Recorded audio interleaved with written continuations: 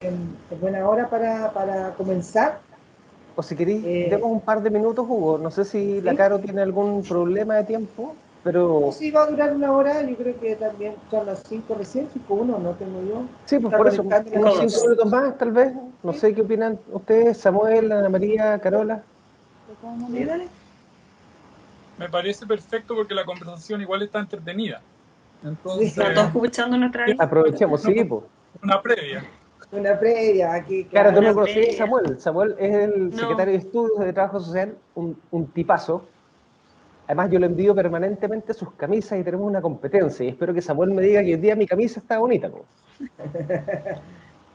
Mira, el día generalmente no digo cuando las camisas están bonitas porque están bonitas, digo cuando están feas. Entonces, Ah, ok. es un Ya. halago en mi silencio. Ah, ya, perfecto, ya. Notable el latigazo, así como, te halago con mi silencio. Te vivo halagando tus camisas, José Ignacio. Cuando uso camisa, además. Ahora en cuarentena hemos usado todos menos camisa, eso sí es verdad. Y presencial Ahí, tampoco, menos. ahí saludamos también a los que se están conectando. Vamos a partir en un minutito. Gracias a todas las personas, tanto de la universidad como público externo que nos acompaña hoy día en este conversatorio que va a estar muy interesante, muy entretenido.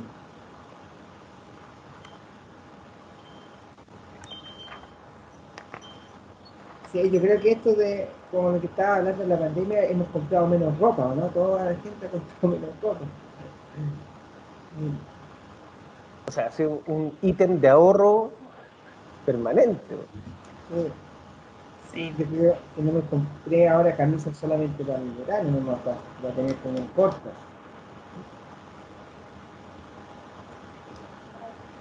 Pero, pero nada más. Ahí se está uniendo ya las personas, están entrando al conversatorio. Ahí también me están ayudando siempre el equipo atrás que me está ayudando ahí a admitir y todo. Así que vamos a estar todos bien en familia, acá también con todas las personas que se sientan en familia en esta conversación.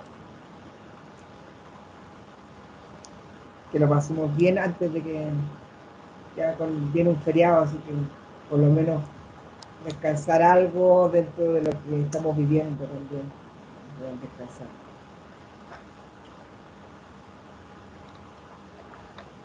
Ya, como usted me dice, no. A las ¿Tú mandas, 17:05. Hugo? Sí, vale, ¿Parece? Sí. perfecto. 17:05.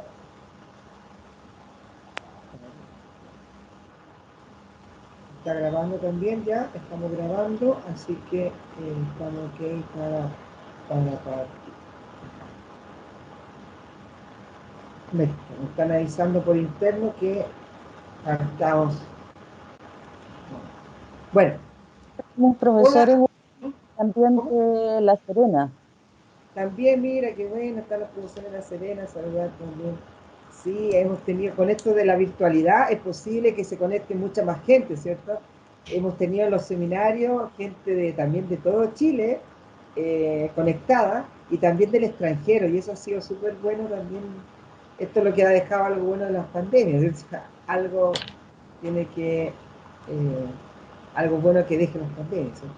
Dentro de lo malo que estamos viviendo, pero esta posibilidad de conectarse. Así que saludamos a todos los que se están conectando a nivel nacional e internacional, porque siempre tenemos a alguien que se conecta internacionalmente de nuestras redes, o compañeros o amigos del extranjero. Perfecto. Partamos. Bueno, hola a todos y todas. Hoy nos encontramos en una etapa que recordaremos por varias décadas más. Desde que vivimos el 18 de octubre del 2019, Chile no ha tenido descanso en lo social y ahora en la salud, con una pandemia que afecta al mundo entero. La posibilidad de escribir una nueva constitución nos puede llevar a tener un pensamiento a largo plazo, pensar y sentir un Chile en el siglo XXI. Se vienen cambios a nivel mundial y, a mi parecer, no debemos centrarnos en el...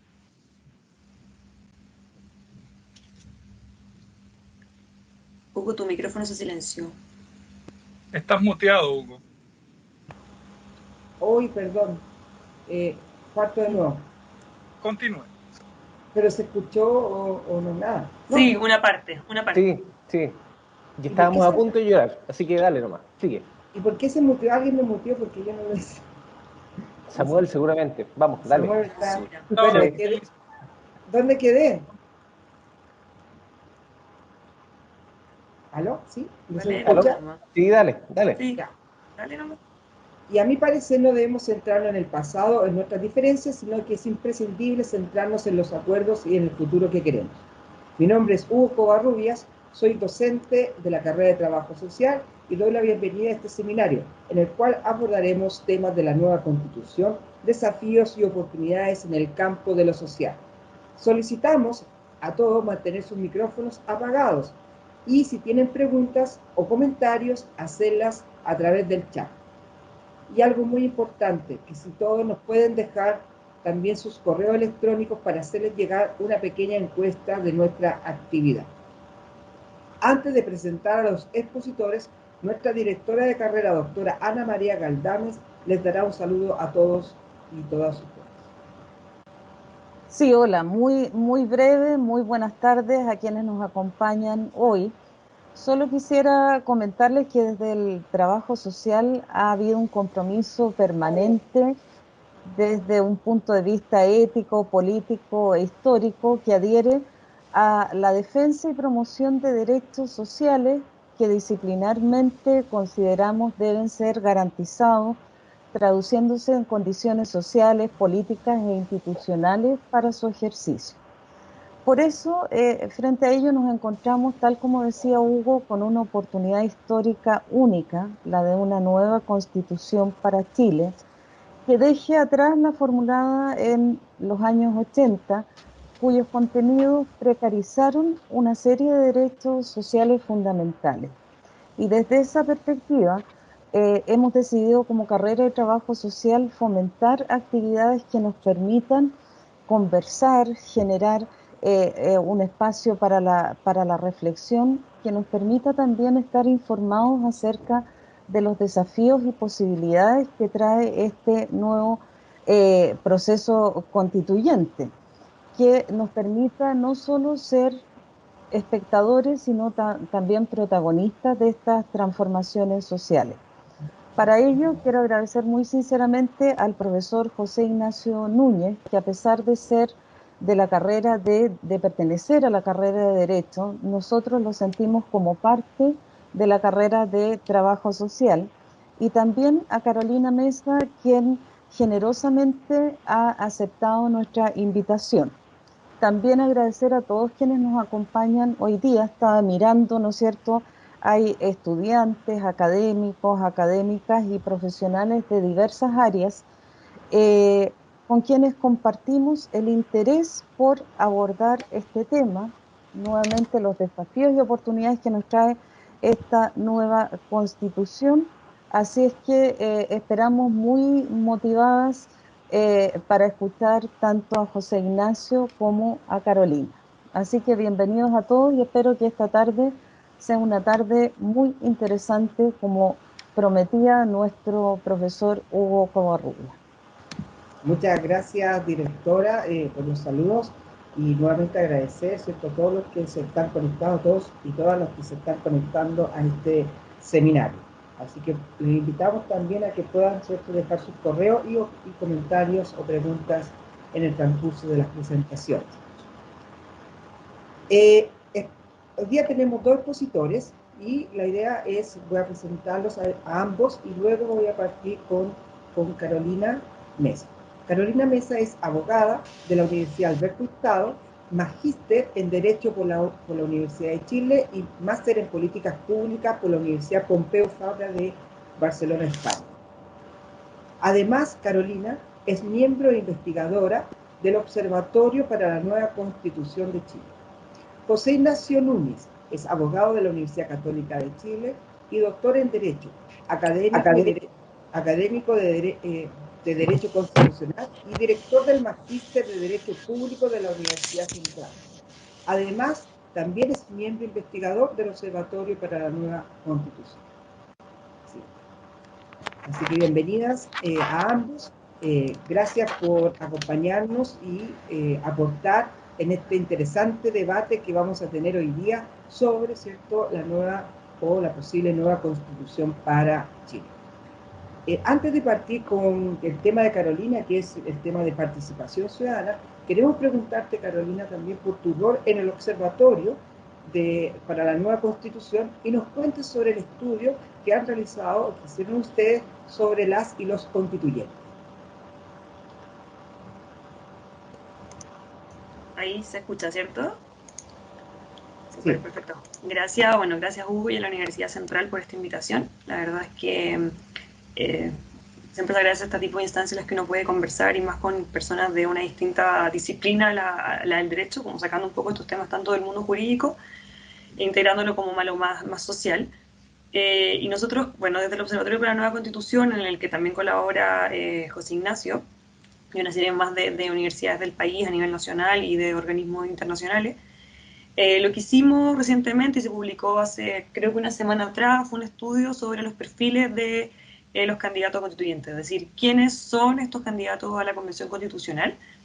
Son en total son más de 1.400 candidatos, 1.468 es el número exacto de candidatos a constituyentes para 155 escaños, lo cual es bastante.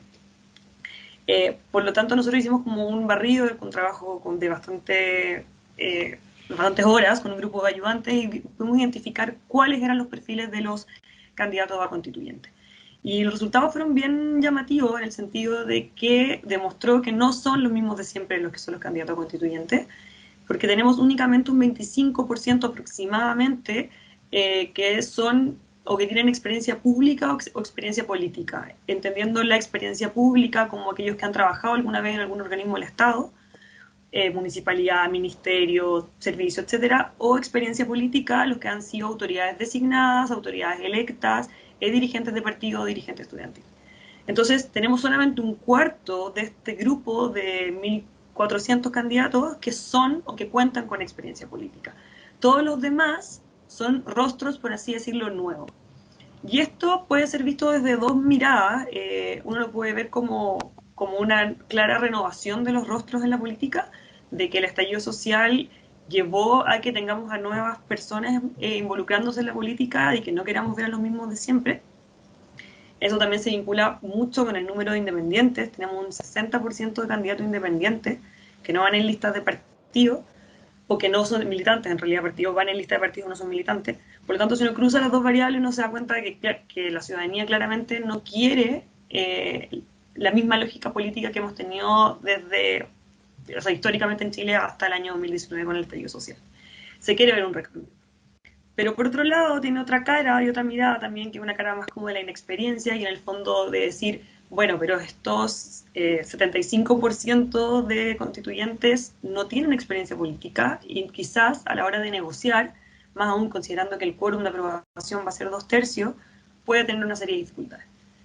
Y ahí hay que ver cómo se van a ir moviendo y cómo se van a mover las fuerzas políticas para ver quiénes efectivamente van a ser los electos, si van a ser electos los más conocidos o si van a ser electos efectivamente puras caras nuevas, si vamos a tener una asamblea constituyente efectivamente mucho más ciudadana o si vamos a tener una asamblea constituyente más tradicional vinculada a los partidos, cuántas fuerzas políticas vamos a tener. Y todo eso se va a ir viendo en las elecciones cuando sea. Y un dato que estaba recién revisando, me presentaba, lo estaba mirando. Nosotros también analizamos cuáles son las profesiones de los candidatos a constituyente y claramente la mayoría son abogados, pero es una mayoría que no es tan abrumadora, sino que un 20% de los candidatos son abogados y el resto vienen seguidos por los profesores, el área de la salud, van a ir siguiendo en grupos de un 10% creo que son los profesores, un 12% y luego empiezan a descender. Claramente tenemos también un sesgo de género, la mayoría los hombres son mayoritariamente abogados, ingenieros de la construcción, mientras que las mujeres están más dedicadas son más del perfil de las profesores y del área de la salud. Y estaba revisando acá, y lo tengo aquí anotado, de trabajadores sociales, hay 32 candidatos que son trabajadores sociales, lo que corresponde a un 2,4%, lo cual es bastante, es considerable dentro de este abanico, como les digo, que está súper dividido, entonces un 2,4 no deja de ser un número considerable. Qué interesante lo que nos cuenta sobre este estudio, porque también muchos no sabemos lo que hay detrás, ¿cierto?, de los constituyentes, de los candidatos, las candidatas, y es interesante que ustedes manejen todas estas cifras, ¿cierto?, que ponen también un poco interesante para nosotros como trabajadores y trabajadoras sociales, que también exista, ¿cierto?, un número no menor también de la profesión de la carrera de trabajo social. Preguntándole ahora también a José Ignacio, con este mismo estudio, ¿qué puede pasar o el impacto que puede dejar esto del cambio de las elecciones, ¿cierto?, a los constituyentes que se está hoy día ya casi tramitando, ¿cierto?, esta semana debe salir promulgado el cambio de las elecciones? Gracias, Hugo, por la pregunta. Muchas gracias por la invitación, especialmente. Gracias, Ana María, por tus gentiles palabras. Yo también me siento mucho más cerca de trabajo social que de derecho. Y creo que Carola, la profesora Carolina Mesa, también se siente mucho más cercana a estas ciencias porque su máster y su especialización ha sido más en políticas públicas y en cosas vinculadas a ciencias sociales que derecho. Es una persona extraordinaria, sabe mucho. Bueno, y también he tenido el privilegio de compartir cursos con ella con las más gratas experiencias.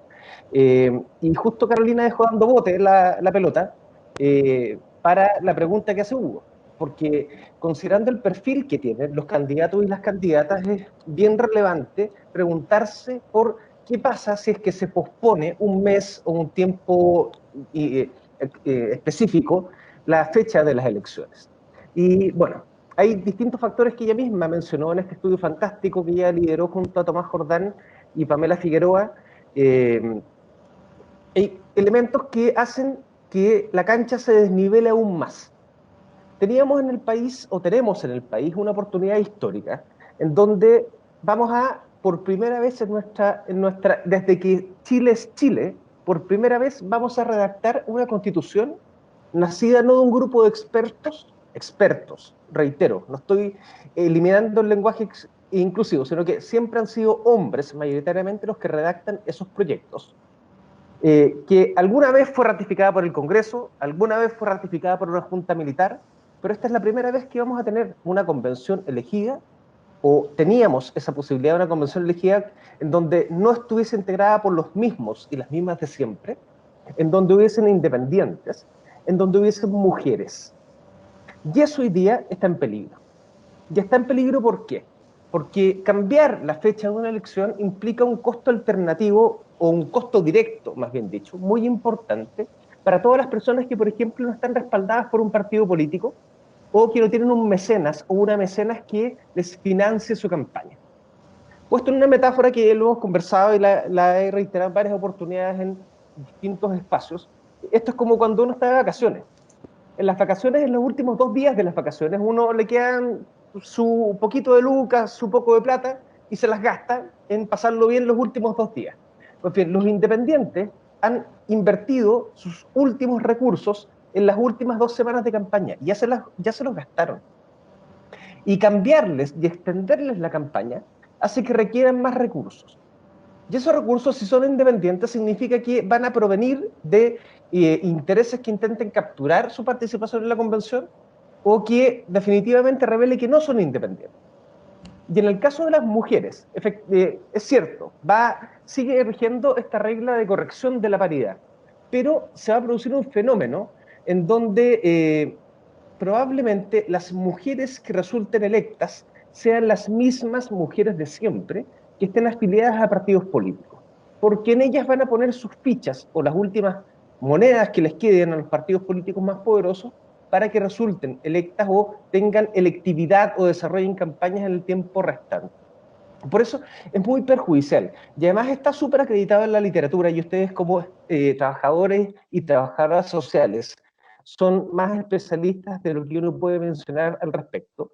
Una campaña prolongada es mucho más gravosa para una mujer que para un hombre.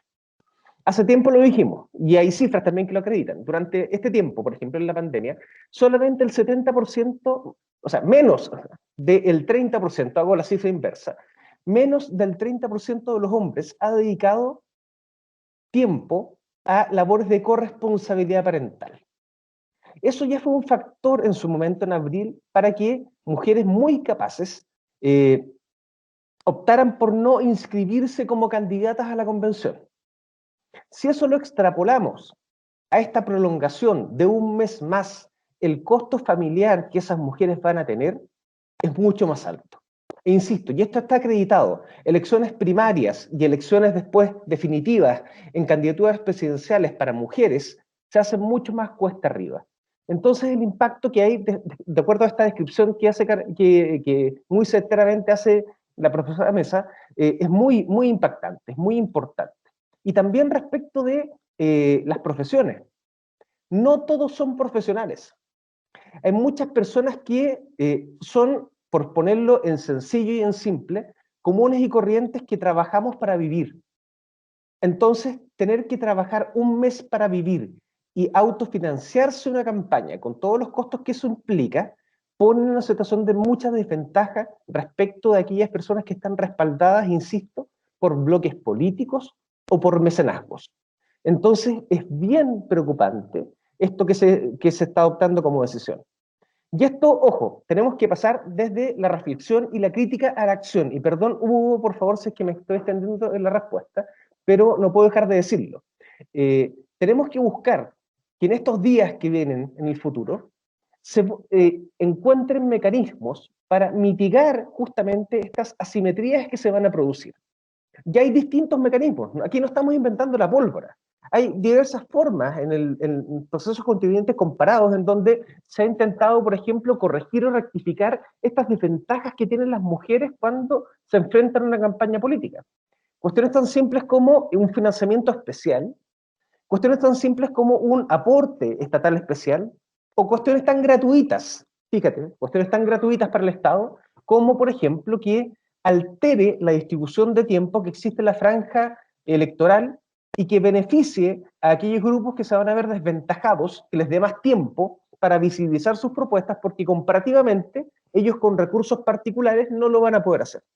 Entonces, lo que tenemos que hacer nosotros, comprometidos con un cambio, como dijo Ana María en el comienzo, por derechos sociales, como personas, hombres y mujeres de derecho y de trabajo social, preocupados por el país, tenemos que presionar porque se instalen esas medidas de mitigación. Ya la decisión está adoptada, pero las medidas de corrección no. Y esa es nuestra pega, como académicos, como académicas, como ciudadanos y como ciudadanas. Gracias, José Ignacio. Siguiendo con Carolina, en el libro que ustedes ya fueron editados también en 7 propuestas para la nueva Constitución de Chile, ¿por qué es importante la participación ciudadana? Bueno, buena pregunta. ¿Cuál es la clave de la participación ciudadana y por qué la tenemos incluida como uno de los temas centrales dentro del debate constitucional? Y la verdad es que la participación ciudadana es importante porque durante el último tiempo la democracia representativa como un sistema político, que es como la forma en la cual nosotros estamos organizados, ha vivido una fuerte crisis y que se ha manifestado claramente en la baja confianza en las instituciones, en los casos de corrupción en la política y básicamente la baja credibilidad de las autoridades. Y eso ha obligado al sistema a repensar fórmulas para reencantar a la ciudadanía con la actividad política y como en el fondo generar este vínculo ciudadanía-Estado.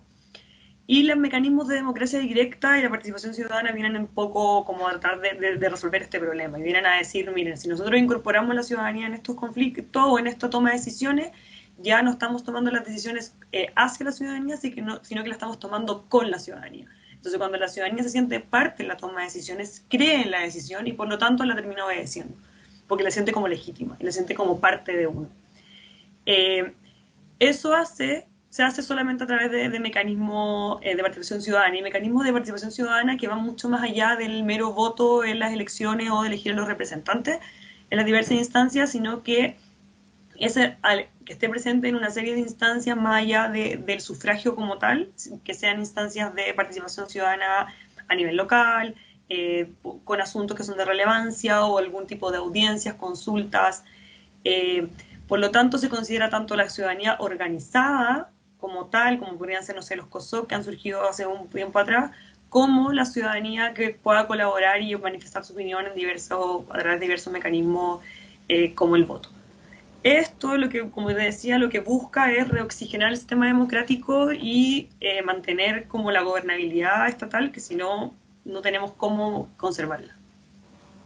Y continuando con eso, ¿cuáles son los principales mecanismos de participación ciudadana que existen en el mundo? Porque decía, claro, hoy día tenemos la ley 20.500, ¿cierto?, de la participación ciudadana, pero en tu investigación, en toda tu sistematización, investigaciones que has hecho, ¿cuáles serían los principales mecanismos de participación ciudadana que existen en el mundo? Bueno, en general los mecanismos de participación ciudadana que existen a nivel comparado son bastante similares a los que están a nivel constitucional. El más conocido y el más clásico es el plebiscito, que es este mecanismo que funciona como válvula de escape, por así decirlo, como mecanismo de salida, cuando hay un conflicto entre dos poderes, normalmente entre el Congreso y el presidente de la República, y lo que se hace es someter la consulta a la ciudadanía para que sea la ciudadanía, a través del voto, la que resuelva el conflicto. Es básicamente lo que nosotros tuvimos, con algunos matices, pero lo que tuvimos en octubre del año pasado con el plebiscito por la nueva constitución. ¿Cómo resolvemos el asunto? Bueno, veamos si la ciudadanía quiere o no quiere una nueva constitución. La ciudadanía aquí fue clara, un 78% te dijo que sí. El resultado de los plebiscitos siempre va a ser vinculante, y eso es sumamente importante que lo tengamos claro. Todo lo que los plebiscitos digan se tiene que hacer, porque en el fondo es la ciudadanía la que está decidiendo. Y además de eso, tenemos otra serie de mecanismos que existen, como podría ser, por ejemplo, la consulta popular o ciudadana, que es un mecanismo muy parecido al plebiscito, pero que es más bien consultivo, por lo tanto los efectos no son vinculantes.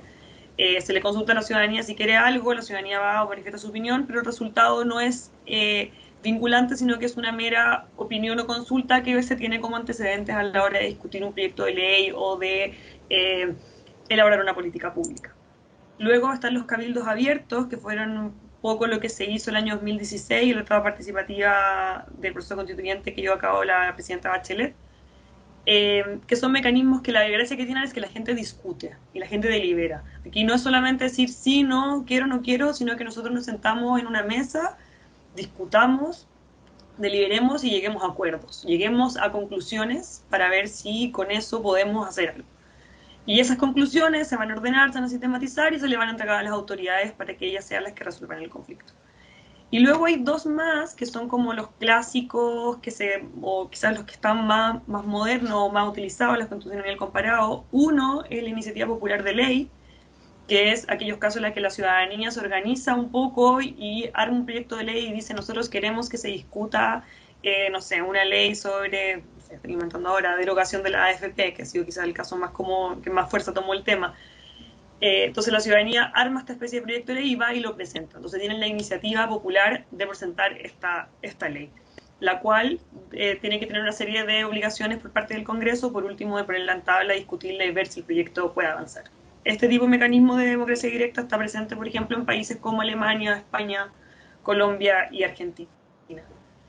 Y por último, lo que tenemos es la revocatoria de mandato o revocatoria de ley, que es en aquellos casos, que sería como lo contrario a la iniciativa popular de ley, en aquellos casos en los que la ciudadanía como pierde la confianza en una autoridad o cree que un proyecto de ley no es correcto, la ciudadanía puede solicitar que se deje sin efecto ese proyecto de ley, o sea, esa ley en realidad no es proyecto de ley, esa ley, o que esa autoridad se le revoque el mandato, es decir, que ya deje de gobernar. Esto existe principalmente en Uruguay, donde tenemos la revocatoria de ley, y en Colombia y en Ecuador, donde existe la revocatoria de mandato. Y básicamente lo que buscan es que la ciudadanía pueda hacer algo frente a autoridades o proyectos de ley que han perdido el apoyo o la confianza ciudadana. Qué buena, qué interesante la pregunta. Y ahí me voy a colgar de tu respuesta para preguntarle a José Ignacio por qué no una democracia directa. ¿Por qué no una democracia directa? Es una gran pregunta, y después de lo que habló Carolina, es mucho más fácil responderlo. La democracia directa, ¿cuál es el ideal? ¿Dónde se extendió? ¿Dónde se usó? En Grecia, en la antigua Atenas. ¿Cuáles eran las condiciones que existían en ese contexto? Una poca densidad poblacional, existía un derecho únicamente de sufragio para los hombres, las mujeres estaban relegadas a las labores domésticas y el trabajo efectivo lo realizaban esclavos. Cuando fuimos virtuosamente, como mundo occidental o como sociedad, superando esos traumas, esas taras que existían, nos dimos cuenta legítimamente de que las mujeres debían participar en política. Nos dimos cuenta de que la esclavitud era algo inaceptable. Y nos dimos cuenta de que todas las personas teníamos que trabajar para vivir. Y esa complejización de las labores hace imposible que estemos permanentemente, como ocurre en una democracia directa, adoptando las decisiones que atañen a la República. Por eso es que elegimos la democracia representativa. Seleccionamos algunos representantes o algunas representantes para que a nombre nuestro adopten ciertas decisiones en cuestiones que son importantes. Pero no podemos estar todos los días yendo al Areópago y adoptar estas decisiones, deliberar y conversar como lo hacían con el ocio que existen o que existía en la antigua Grecia. Pero es fantástico lo que dice Carolina cuando menciona que es imprescindible complementar en las democracias contemporáneas este régimen de democracia representativa con elementos de democracia participativa y herramientas, subrayo, en mi opinión, herramientas de democracia directa. Porque si no, lo que acontece es que perfectamente, por ponerlo en sencillo, usted pudiera votar el día en que sean las elecciones por un candidato a alcalde o concejal, y resulta que a los 2 meses ese candidato que le prometió el oro y el moro no cumplió nada de lo que le propuso. Y usted tiene que esperar 4 años más a que exista una nueva elección y en esa nueva elección votar por el contendor, que por lo demás va a correr con desventaja, porque está también nuevamente acreditado que hay una tasa, y por eso fue que se promulgó esta ley que prohíbe la reelección indefinida de muchas autoridades, porque corren con muchísima desventaja los candidatos contendores que los candidatos que van a la reelección, porque durante los últimos 6 meses, o tal vez el último año, siempre el diputado, el alcalde, la concejala, la senadora, hacen campaña más que dedicarse a ejercer sus propias funciones. Gracias, José Ignacio, que buena, estoy tratando ahí porque me dejan las preguntas ahí listas, yo creo, como para continuar este diálogo. En relación a eso, lo que también comentabas, Carolina, quería saber cómo trata la Constitución actual, ¿cierto?, la de 1980, la participación ciudadana, entendiendo que también para nosotros, los y las trabajadores sociales, es importante, ¿cierto?, tener una comunidad que participe, ¿cierto?, que se empodere y que no sea tan dependiente, porque nosotros aportamos no al asistencialismo, sino que generemos, ¿cierto?, una emancipación, un empoderamiento y se hagan, ¿cierto?, visible y cargo de sus propias decisiones y o proyectos. Sí, bueno, mira, cuando hablamos de la participación ciudadana bajo la Constitución del 80, la verdad, por decirlo menos, uno puede decir que es limitada o escasa. Lo único que tenemos es que aparece como un deber de la ciudadanía en el artículo 1, que es el deber de participar con igualdad de oportunidades en la vida nacional, pero que es un deber que no tiene mucha materialización, en el fondo nunca se ha desarrollado mucho en la práctica. Y además contempla la hipótesis de plebiscito para unas hipótesis demasiado específicas, demasiado rebuscadas y acotadas que en la práctica lo hacen prácticamente inviable. O sea, el plebiscito, lograr llegar a la hipótesis de plebiscito tienen que pasar una serie de circunstancias que no son fáciles que ocurran, que por tanto convierte en esta herramienta una herramienta que no se utiliza, inutilizable. Además, tenemos la participación a nivel local, que es a través del plebiscito municipal y otras formas, que quizás es la que más se aplica, un poco, entre comillas, los plebiscitos municipales. Y bueno, obviamente tenemos el plebiscito que se incorporó recientemente con la reforma del capítulo 15 para el plebiscito que se realizó en octubre. Por lo que eso es lo que hay. En el fondo, tenemos este deber del artículo 1, tenemos el plebiscito de una hipótesis muy, muy, muy rebuscada que no funciona, y tenemos el plebiscito municipal, la consulta municipal o la participación ciudadana a nivel municipal, que es quizás la que más funciona y que está también desarrollada en otras leyes. Por lo que si yo tuviera que como que definirlo, yo te diría que la participación ciudadana en la Constitución del 80 es prácticamente inexistente. Y la única fórmula que sí hay es el sufragio universal, que es la principal, que tenemos bastantes elecciones, o sea, elegimos bastantes autoridades cada vez más, pero es la herramienta de participación ciudadana que tenemos. Ya a eso también se puede agregar la ley 20.500 que tú también mencionabas anteriormente, Hugo, que es la ley sobre los consejos de la sociedad civil o los COSOC, la cual es un muy buen punto de partida, pero todavía le queda mucho camino y mucho por delante. O sea, quizás como punto de partida está bien, pero falta mucho por mejorar. Y la otra pregunta, antes después de continuar con José Ignacio, es, o sea, no la última, creo que se me van saliendo también hartas preguntas, pero ¿qué de los mecanismos que tú mencionaste ¿cuáles parecen necesarios, cierto, para esta nueva constitución? O sea, la que vamos a... Sí, mira, yo creo que lo primero, a mi juicio, es que la participación ciudadana tiene que aparecer como un derecho fundamental, como ocurre, por ejemplo, en España. España es un país que tiene la Constitución, el derecho a la participación ciudadana. Yo creo que tenemos que tener a la participación como un derecho, el derecho a participar en asuntos públicos y en los mecanismos de democracia directa que se establezcan. Y de lo que yo nombré antes, me parece clave incorporar el plebiscito como mecanismo de salida en casos de conflicto entre poderes, y que en el fondo que el plebiscito que tengamos sea utilizable y no sea tan rebuscado llegar a la hipótesis como es ahora, sino que en verdad pueda ser una herramienta efectiva en caso de conflicto entre los poderes.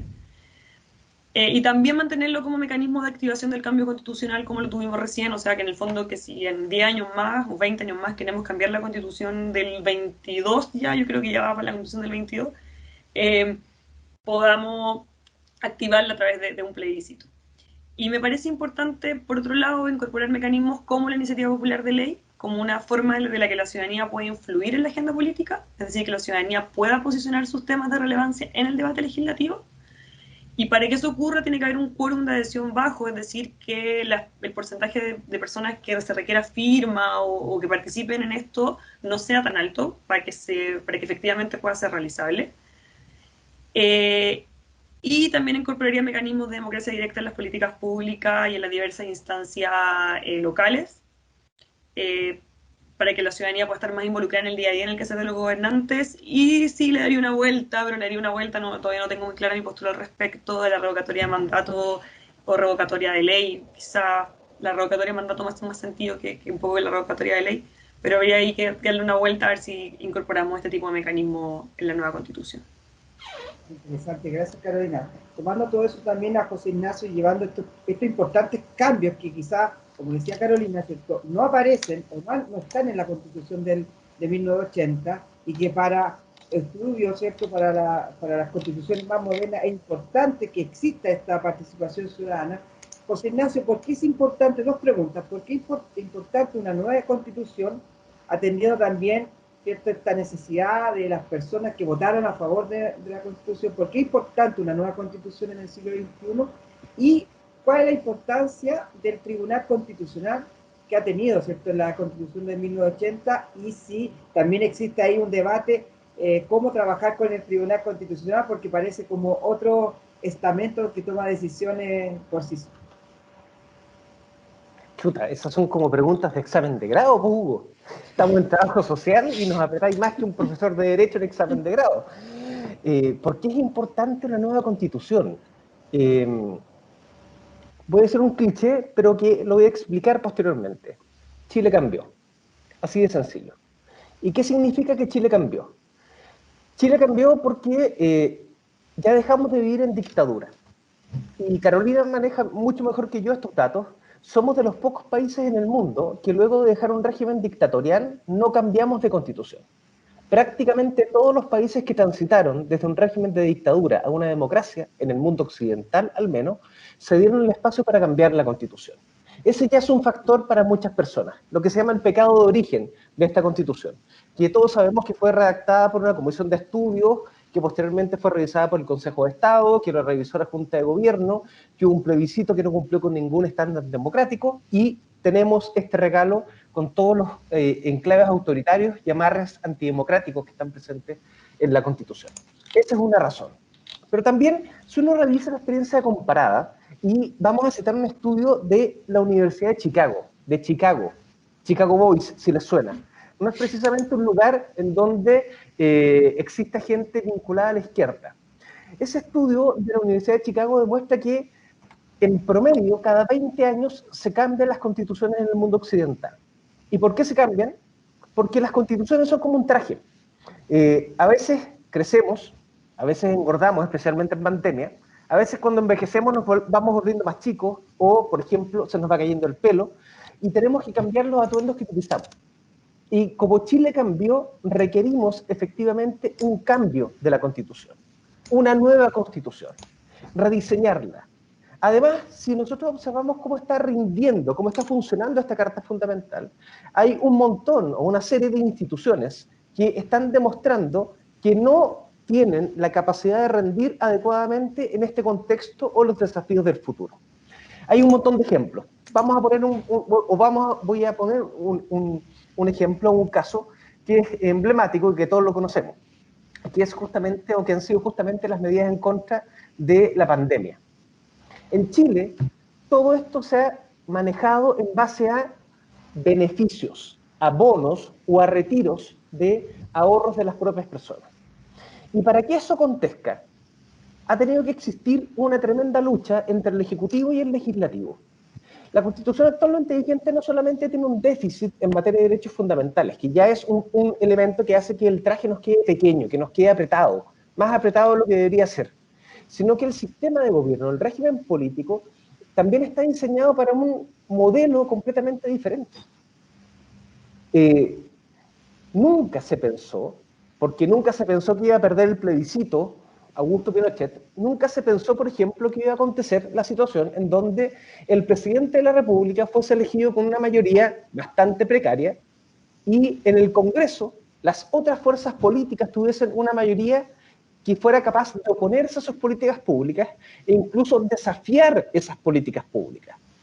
Y es ahí donde justamente se conecta esta pregunta muy difícil que tú efectuaste con el rol del Tribunal Constitucional.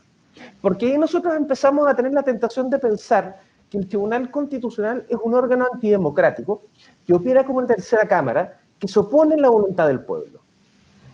Pero hay que preguntarse frente a esa inquietud, si hemos estado pensando durante tanto tiempo cambiar la Carta Fundamental, lo importante es que exista alguien que resguarde la supremacía constitucional. ¿Qué es la supremacía constitucional? Es esa especial característica que tiene la Constitución que hace que todos los poderes del Estado tengan que someterse a lo dispuesto por la Constitución, especialmente el legislador. Entonces, si no hay nadie que resguarde esa supremacía constitucional, no sacamos prácticamente nada con cambiar la Constitución. Porque si mañana la Constitución dice tenemos un derecho al agua, un derecho humano al agua a todas las personas, y el legislador puede, con una mayoría simple, decir, ¿sabe qué? Vamos a privatizar el derecho al agua, significa que la Constitución no es suprema. Significa que la ley es suprema. Que la famosa supremacía o superpoder de la Constitución queda como letra muerta o simplemente como una declaración de buenos principios. Alguien tiene que resguardar esa supremacía. Entonces la pregunta hoy día crucial, creo yo, es que tenemos que pensar no en suprimir al Tribunal Constitucional, sino que en rediseñarlo. O tal vez pensar en que la labor que hoy día desempeña el Tribunal Constitucional tenemos que radicarla en un órgano completamente distinto. La revisión de las leyes en su adecuación a la Carta Fundamental no es nueva. En el mundo europeo continental es relativamente nueva. Tiene 100 años.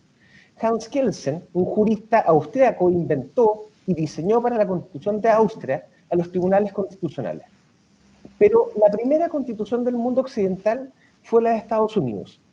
Y en esa constitución, muy prontamente, se dieron cuenta de un razonamiento que es bastante cartesiano, es bastante elocuente. Dijeron en un fallo muy importante que se llama Marbury versus Madison, que la Constitución la vamos a considerar como la ley suprema de esta tierra. Pero por ser ley suprema de esta tierra, no significa que deje de ser ley de esta tierra. ¿Y a quién crees tú que le corresponde aplicar una ley? A los jueces, ¿verdad? Entonces, por eso ellos tienen un sistema en donde este control que hace el Tribunal Constitucional no lo hacen 10 ministros que los designan de forma dudosa varias autoridades políticas, sino que lo hace el mismo Poder Judicial, con mucho mejor rendimiento, con más experiencia, con carrera, aplicando normas sin la exigencia de convertirse en unos super mega jueces que sepan de todo, sino que con simplemente la aplicación de su actividad cotidiana. Entonces entra la pregunta, ¿qué hacemos con el Tribunal Constitucional? Yo estoy por, primera opción, primera alternativa, pensando en lo ideal, pero que tal vez no es lo realizable, es que tengamos un control parecido al control de Estados Unidos. Y que tampoco es tan lejano. Argentina tiene un control idéntico. Y si eso no es posible, que pensemos en rediseñar el Tribunal Constitucional cambiando algunos aspectos fundamentales. Por ejemplo, el control preventivo de constitucionalidad de las leyes. Es ahí donde se producen los problemas políticos más importantes, porque es ahí cuando en el Congreso se está discutiendo algo y el presidente, si es que va perdiendo la votación en el Congreso o pronostica que la va a perder, se va al Tribunal Constitucional. Segundo, estableciendo una integración paritaria en el Tribunal Constitucional. Juzgar con perspectiva de género es tan importante en justicia de familia, en justicia civil, laboral, comercial y especialmente en justicia constitucional. También repensar los nombramientos. El presidente de la República hoy día nombra 3 ministros del Tribunal Constitucional, 3 de 10. Y además, ojo, esto es un problema endémico de quienes somos abogados. Esto es porque justamente no sabemos matemáticas. Es difícil explicarle a gente que no es abogado o abogada que el Tribunal Constitucional, que existe un órgano colegiado que tiene 10 integrantes. Porque evidentemente se van a producir empates. Y cuando se producen empates, ¿qué acontece? Hay 2 alternativas. O moneda al aire, o le entregamos a alguien la posibilidad de que su voto valga el doble. Y fue justamente lo que pasó con el fallo del Tribunal Constitucional a propósito del segundo retiro del 10%. Una ministra, que era la presidenta, que fue además nombrada por el actual presidente, fue la que dijo, ya, aunque empatamos 5-5, esto va a ganar porque yo estoy de acuerdo con que va a ganar. Y por último, para no extenderme más, tenemos que enfatizar el control represivo de constitucionalidad de las leyes, es decir, ese que se produce cuando las leyes ya están vigentes. Porque hay mucha evidencia en estudios empíricos y en derecho comparado de que cuando eso acontece, se despolitiza el debate. Ya no están las pasiones de perdí en la Cámara y por lo tanto, como el picado, voy al VAR e intento que el árbitro vea y que revise y que me cobre el penal. No, ya perdí. Entró en vigencia y veo si efectivamente está funcionando bien o mal esa ley. Esos elementos tenemos que pensar en el Tribunal Constitucional, entre otras cosas que tú muy bien dijiste, desarrollamos junto a Carolina y al equipo de profesores y profesoras que escribimos este libro en el libro que se llama 7 propuestas para la nueva Constitución de Chile. Gracias por la pregunta. Mira, ya se nos pasaron 50 minutos de exposición, muy rápido el tiempo cuando está muy interesante la conversación y las preguntas. En este mismo proceso, antes de ir a las preguntas y dejamos 10 minutos para el chat o para las personas que nos acompañan, Carolina, tú, en tu opinión, ya también como ¿cierto? Abogada, ciudadana también chilena, ¿cierto? En este proceso constituyente, ¿te parece también necesario agregar estos mecanismos de participación que tú dijiste? Sí, totalmente. O sea, creo que es indispensable que la Constitución, o sea, que el proceso constituyente, perdón, tenga instancias de participación ciudadana. Ya sabemos que estuvo presente en el inicio con el plebiscito activador, que fue como partimos a través de un mecanismo de participación ciudadana. También lo va a estar durante la elección de los convencionales en mayo próximo, ya a esta altura.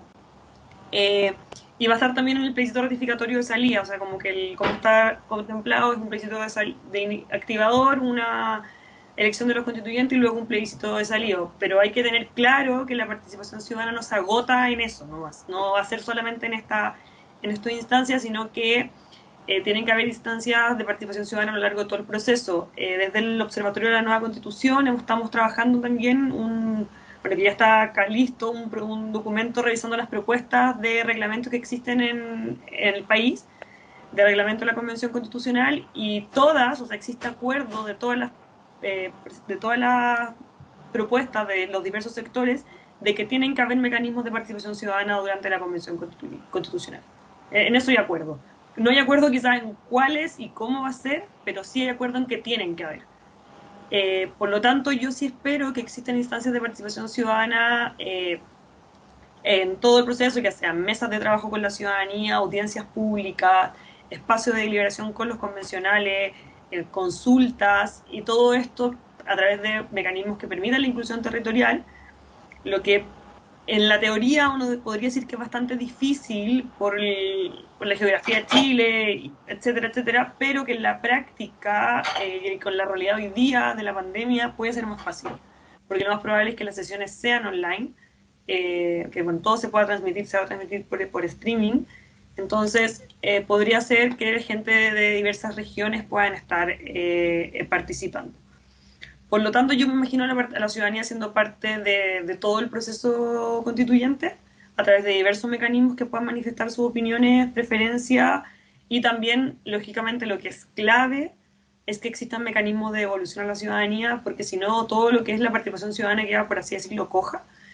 Porque si yo voy, participo, gasto de mi tiempo en dar mi opinión sobre una propuesta constitucional y luego nunca sé qué pasa con ella, nunca sé si se utilizó o no se utilizó, como que la participación ciudadana pierde un poco el sentido y es uno de los grandes riesgos que tiene. Por lo tanto, es sumamente importante que todo este tipo de instancias vengan con una devolución hacia la ciudadanía, de decirles, bueno, saben que acá así se incluyeron sus propuestas o sus propuestas no fueron incluidas por a veces motivo porque ganaron otras, lo que sea, pero se tiene que contemplar este tipo de mecanismos durante el debate constitucional. Muchas gracias, Carolina. Nos queda muy poco tiempo. Yo creo que fue tan interesante la conversación que se pasó muy rápido.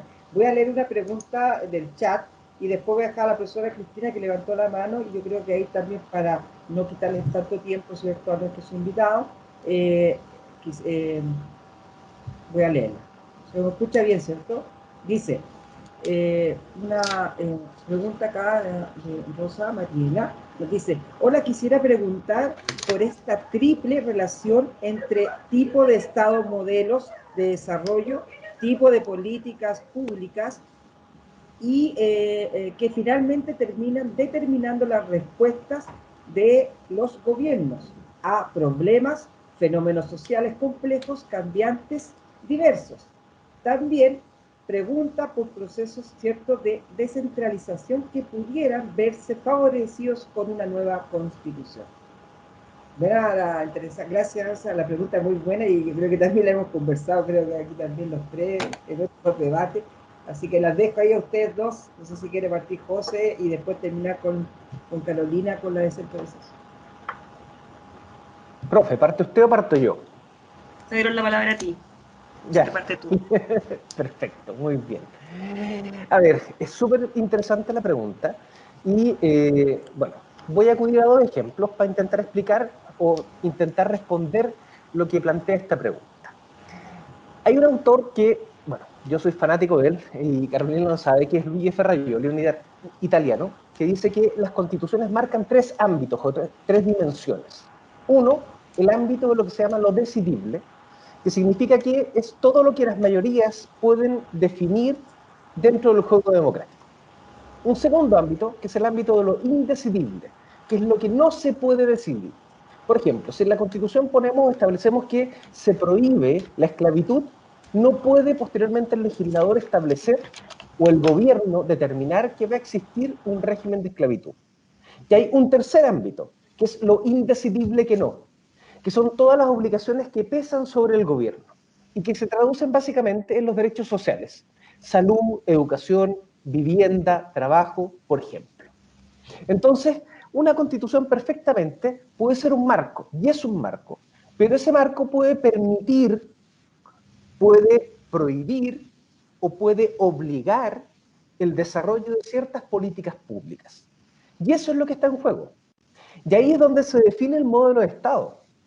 No es lo mismo un Estado espectador que esté mirando lo que pase entre los actores sociales y que entregue al mercado, a la famosa mano invisible, la facultad de regular el funcionamiento, especialmente de prestaciones o satisfacción de bienes específicos y básicos, como insisto, la vida, la salud, la educación, la vivienda o el trabajo, a un Estado que adopte como derecho fundamental y nos sitúe en la condición de titulares de derechos fundamentales, hombres y mujeres, que tengamos derecho a la educación.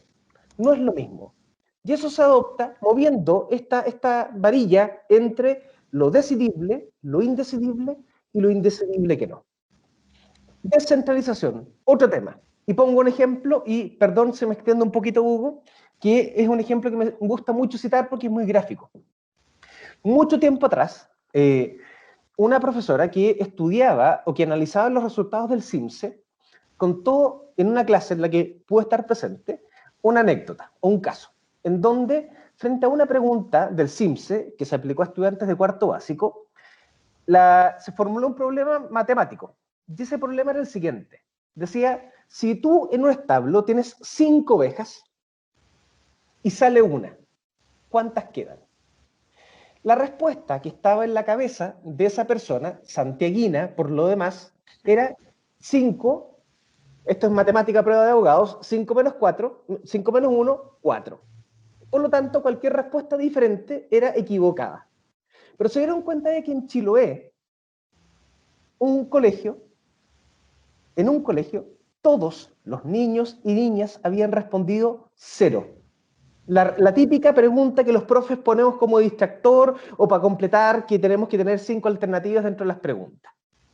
Pero fueron inquietas estas personas y fueron y consultaron por qué en un mismo colegio todas las personas, los niños y niñas, respondieron 0 en lugar de 4, que era la respuesta que parecía desde Santiago, desde la óptica de Santiago, una respuesta racional. Y se encontraron con la siguiente cuestión. Les dijeron, ¿saben qué? Acá todos conocemos cómo funcionan las ovejas. Y las ovejas son animalitos tremendamente obedientes. Que si el pastor llama a una oveja, salen todas. Que hay una oveja líder, y si por eso, fíjense ustedes que un rebaño de 1000 ovejas las cuida un par de perros pastores.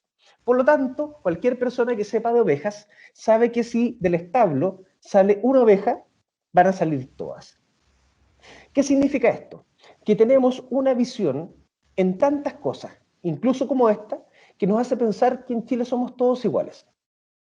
Y que en realidad no somos todos iguales. Y no somos todos iguales porque no es lo mismo la cultura de una persona de Aysén que la cultura de una persona de Arica y Parinacota. Y no es lo mismo la cultura de una persona de un pueblo originario que las personas que estamos occidentalizadas. Por eso es imprescindible no solamente hablar de descentralización, sino que también de hablar de un Estado pluriétnico o multinacional, que reconozca todas esas diferencias, que las respete y que permita que se fomenten a través de derechos como, por ejemplo, el derecho a la educación, a la salud, también a la justicia, en definitiva, al desarrollo de la personalidad. Eso por mi parte, profe Mesa, usted es la que puede completar esto. Estoy totalmente de acuerdo con lo que tú dijiste, pero lo estaba pensando mientras estuvas hablando y claro, José Ignacio es doctor en Derecho, tiene una formación mucho más teórica y académica que la mía. Yo estoy cada día más lejos del Derecho, vengo un poco más de las políticas públicas y sociales y soy mucho más de los datos.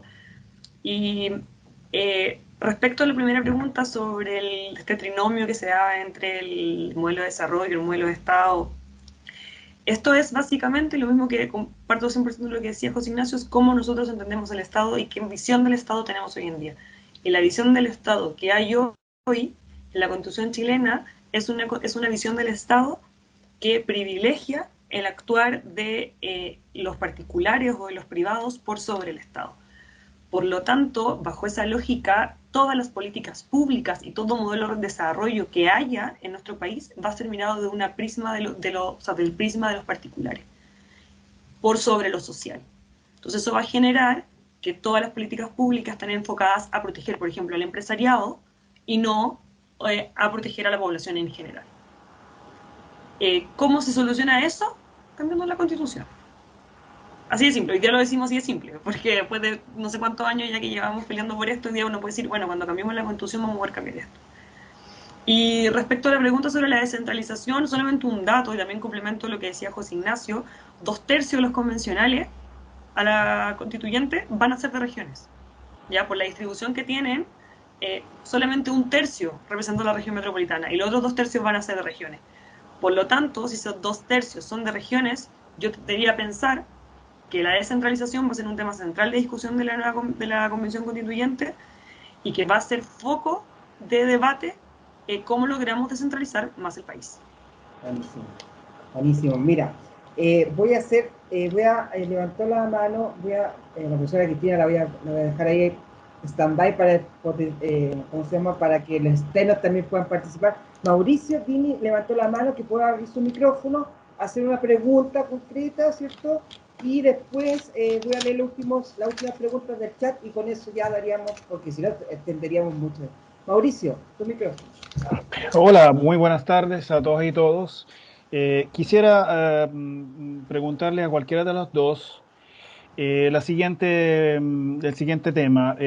A propósito de los derechos sociales, ¿cuál opinan, cuál creen ustedes que deberían entrar en una nueva constitución?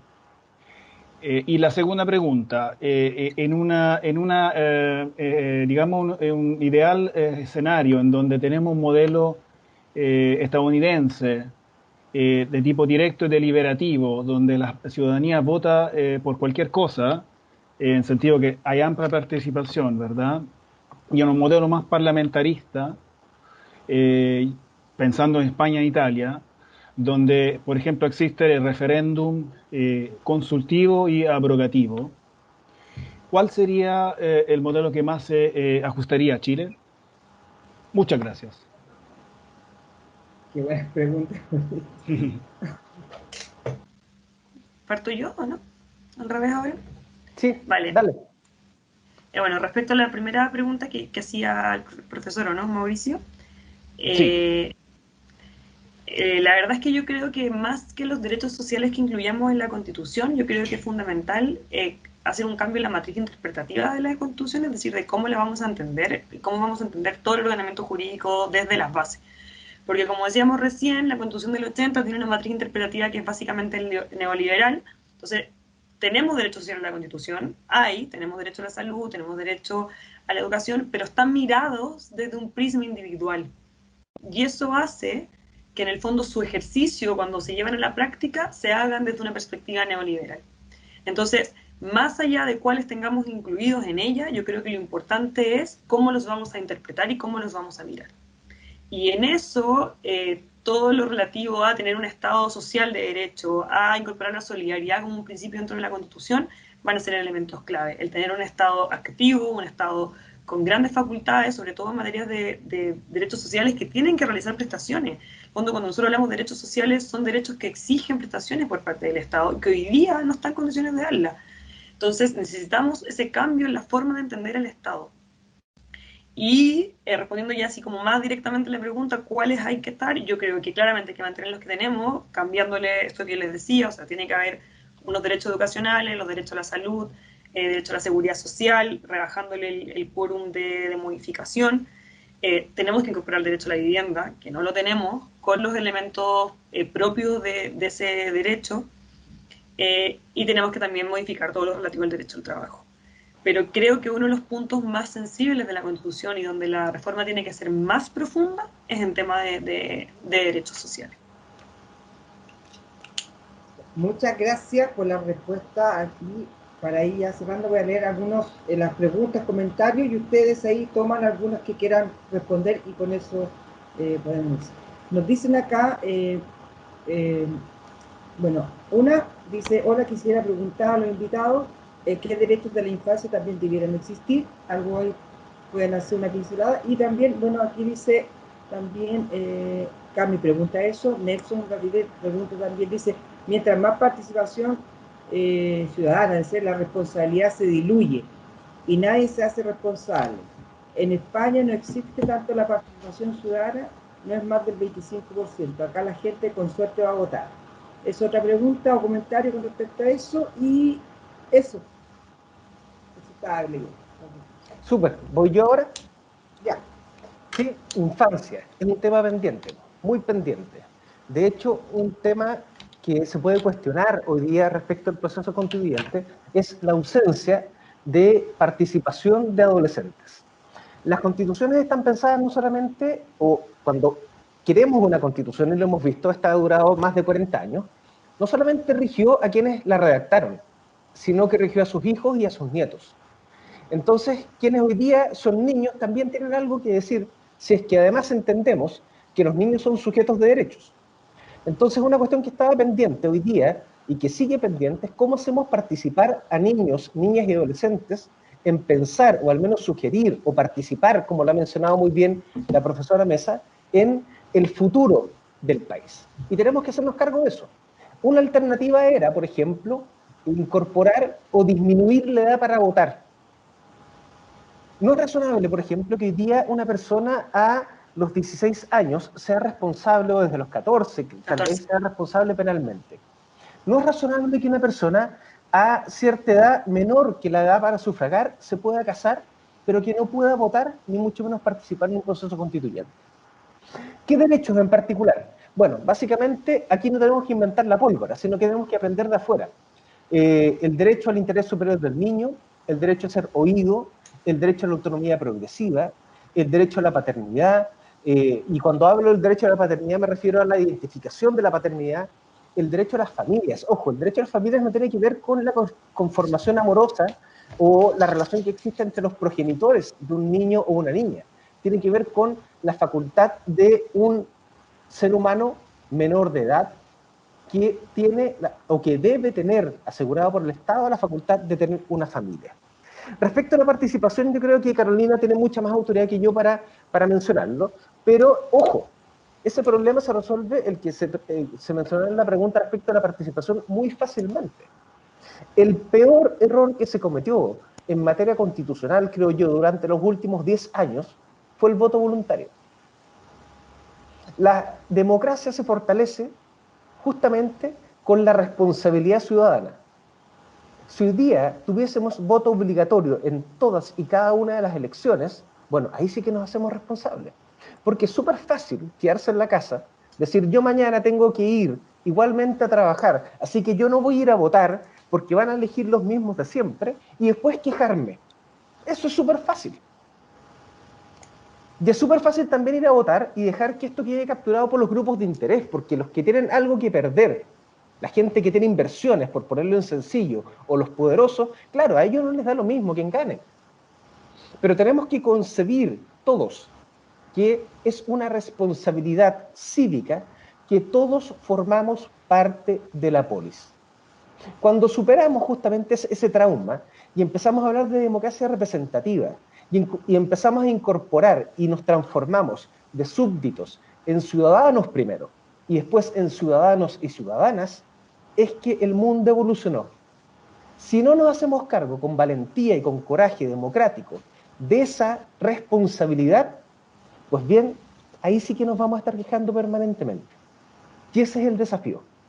Esa es la valentía democrática que necesitamos para encarar un proceso constituyente. Gracias, Hugo, por las preguntas. Gracias. Carolina, para ir cerrando, contigo cerramos ya este tremendo conversatorio. Después de las frases de José Ignacio, la verdad que cerró tan bonito que quedé como que agrado escucharlo, pero yo también parto de la infancia, que creo que es sumamente central. Y cuando hablamos, yo les decía de esta nueva matriz interpretativa que tiene que tener la Constitución de ahora, del 22, los derechos de los niños y adolescentes va a ser un tema central, y creo que es uno de los elementos que se tienen que incluir y que se tienen que reevaluar sí o sí. O sea, hoy día nosotros no tenemos a los niños reconocidos en ninguna parte de la Constitución como titulares de derecho. Sabemos que lo son, pero no están en ningún lado. Y creo que se debe ver esta nueva Constitución desde una mirada que contemple a los niños y adolescentes como titulares y como sujetos realmente relevantes en las políticas y en la toma. O sea, no estoy diciendo que ellos sean los que tengan que tomar las decisiones, quizás en algunos momentos sí, pero tal como dice José Ignacio, si queremos rebajar la edad de la responsabilidad penal adolescente, porque mucha gente lo propone, bueno, entonces también tenemos que tener un correlativo de démosle más derechos de participación política. Y lo mismo ocurre cuando hablamos de niños y niñas, con la protección de sus derechos, y que sean vistos siempre ellos como los titulares del derecho y el primer actor al respecto, y no como un objeto de protección, sino que un bien propiamente, o sea, un sujeto propiamente tal.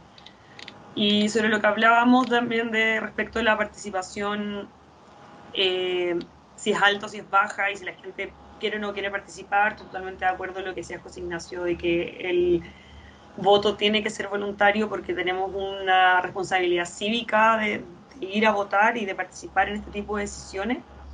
Y en Chile, cuando fue la etapa participativa del proceso constituyente del año 2016, participaron más de 200.000 personas, y fue el proceso constituyente con mayor participación ciudadana a nivel comparado en el mundo.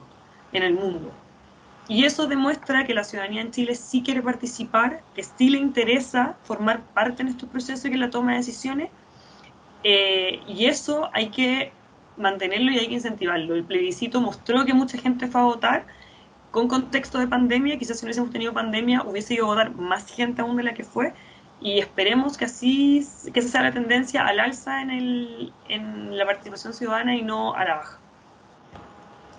Tremendo, muchas gracias, de verdad.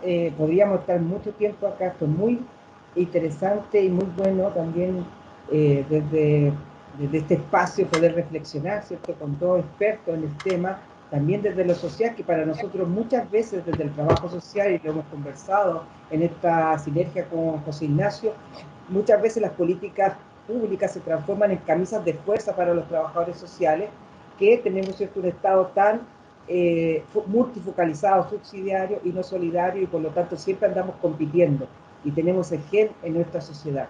Agradecer a todos ustedes, a todos los que nos acompañaron, sus tremendos comentarios y preguntas, a la diversidad, porque en la diversidad encontramos la igualdad y en la diversidad nos encontramos. Así que agradecer a ti, Carolina, desde la carrera de Trabajo Social de la Universidad Central, desde la directora que nos está diciendo eso, que también le agradezco a ustedes, a José Ignacio, compañero y colega, ¿cierto?, que estamos ahí en la facultad, y a todos y todas que nos acompañaron hoy.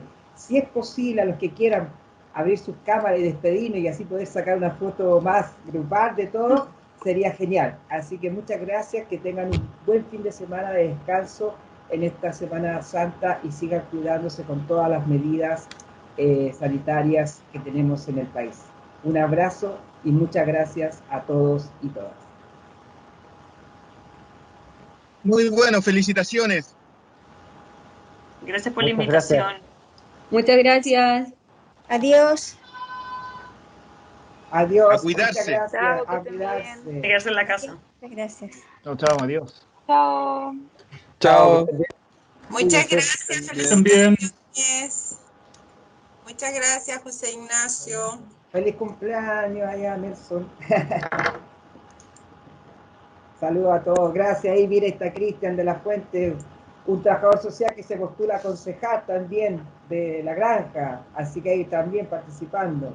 Gracias, Mauricio, por tus preguntas, tu aporte, América. Saludos a todos que nos acompañaron, estudiantes, amigos. Chao, chao.